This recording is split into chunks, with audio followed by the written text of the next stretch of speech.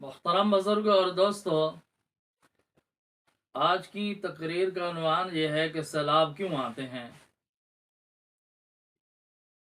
تو سیلاب آنے کی ایک ظاہری اسباب ہیں، ایک باطنی اسباب ہیں۔ سیلاب کے بارے میں 3 باتوں کو سمجھنا ضروری ہے۔ پہلی بات یہ ہے کہ سیلاب کون لاتا ہے، دوسری بات یہ ہے سیلاب کیوں آتے ہیں، تیسری بات یہ ہے کہ سیلاب جب آ جاتا ہے اور لوگ متاثر ہو جاتے ہیں تو پھر مسلمانوں کی کیا ذمہ داری ہے، کیا حکم ہے، کیا کرنا چاہیے۔ محترم بزرگوں اور دوستو، سب سے پہلی بات کہ سیلاب کون لاتا ہے، یہ سیلاب اللہ تعالیٰ کے حکم سے آتے ہیں۔ سیلاب لانے والا اللہ ہے، حالات کو تبدیل کرنے والا اللہ ہے، حالات لانے والا اللہ ہے۔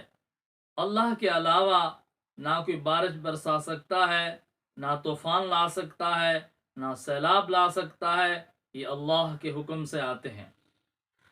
اور دوسری بات یہ ہے کہ سیلاب کیوں آتے ہیں، اس کے اسباب کیا ہیں۔ ایک تو ظاہری اسباب ہیں، دوسرا باطنی اسباب ہیں۔ ظاہری اسباب بھی ٹھیک ہیں، جن کے بارے میں سائنسدان حضرات بیان کرتے ہیں، لیکن اصل حقیقت یہ ہے کہ اس کے باطنی اسباب ہیں کہ جب انسان اللہ کے نافرمان بن جاتے ہیں، گناہوں میں مبتلا ہو جاتے ہیں، ناشکر بن جاتے ہیں، تو پھر مختلف صورتوں میں اللہ کے عذاب آتے ہیں۔ پھر یہی بارش جو انسان کے لیے رحمت کا ذریعہ ہوتی ہے، انسان کے رزق کا ذریعہ ہوتی ہے، انسان کی ترقی کا ذریعہ بنتی ہے، پھر یہی بارش انسان کے لیے عذاب بن جاتی ہے۔ تو پھر اللہ تعالیٰ اس کو عذاب کی شکل دے دیتے ہیں، سیلاب کی شکل دے دیتے ہیں، اور پھر یہ نقصان پہنچاتی ہے۔ تو اس لیے اللہ رب العالمین نے قرآن و حدیث میں، قرآن مقدس میں اللہ تعالیٰ نے گزشتہ قوموں کے واقعات بیان فرمائے ہیں کہ جن قوموں نے اللہ کی نافرمانی کی، ان پر اللہ کے مختلف عذاب آئے، پانی کے طوفان کے عذاب آئے، سیلاب کے عذاب آئے، اس لیے کہ انہوں نے کفر کیا، شرک کیا، اللہ کی نافرمانی کی، اس لیے ان پر عذاب آیا۔ اور تیسری بات یہ ہے کہ جب سیلاب آ جائے اور لوگ متاثر ہو جائیں تو پھر کیا حکم ہے اور مسلمانوں کی کیا ذمہ داری ہے۔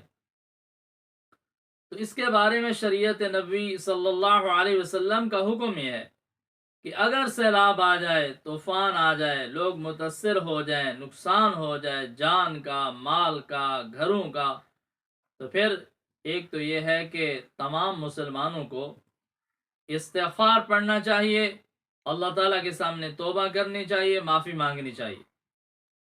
اور دوسری بات یہ ہے کہ جو لوگ سیلاب سے یا طوفانوں سے بچ گئے ہیں، متاثر نہیں ہوئے، ان کی بھی ذمہ داری ہے، ان کے ذمے یہ کام لازم ہے کہ وہ ایک تو متاثرین کے لیے دعا کریں، استغفار پڑھیں اور اللہ تعالیٰ سے مدد مانگیں۔ اور دوسری ذمہ داری یہ ہے کہ ان سے جتنا ہو سکتا ہے پورا تعاون کریں۔ اور تعاون کی مختلف صورتیں ہوتی ہیں۔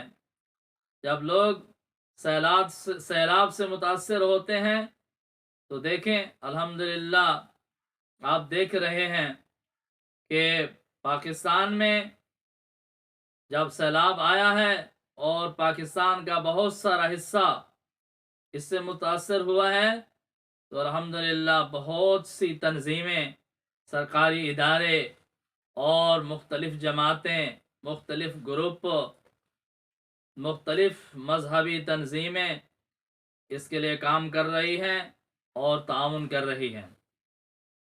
اور ان تنظیموں میں الحمدللہ مدارس کے علماء کرام، طلباء اعظام، مشائخ اعظام اور الحمدللہ مذہبی جماعتوں کے کارکن بہت زبردست طریقے سے تعاون کر رہے ہیں اور متاثرین کے لیے چندہ جمع کر رہے ہیں، امداد جمع کر رہے ہیں اور ان تک پہنچا رہے ہیں۔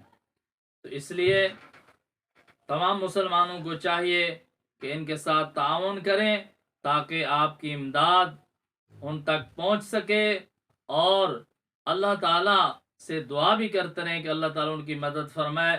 اللہ تعالیٰ ہم سب کو عمل کرنے کی توفیق عطا فرمائے۔ وآخر دعوانا الحمد للہ رب العالمین۔